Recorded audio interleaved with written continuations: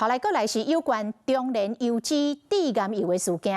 來看台中市商業會理事長謝鳳響批評着市長盧秀燕到單參一通的電話都無，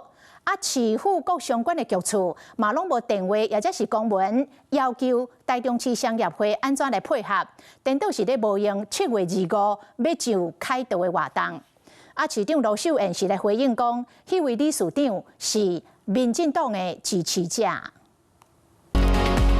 今年2月，台中市長盧秀燕甲台中市商業會理事長謝鳳響做伙替百業博覽會起鼓，因過因為中聯致癌油的事件，謝鳳響嗆盧市府。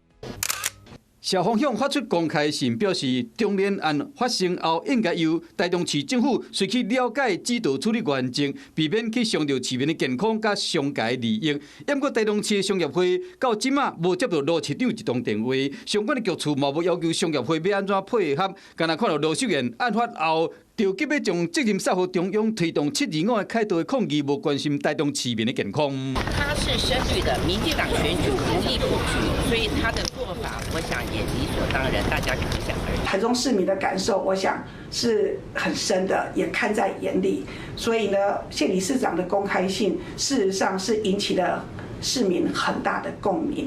那商業會理事長批評盧秀燕，台中市政府嘛被指出盧秀燕執政8年，唔捌檢驗過中聯油脂敢有分偏僻。台中市副市長鄭照新進言講，市政府2022年起到毒油事件發生前，依法強制檢驗18擺。不過媒體人黃志賢講，市府是將廠商自驗的結果摕來鬥。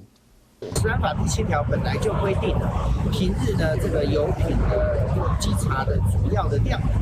是依法業者送驗的部分，所以所有的記錄並非只有一次，應該合併來檢視。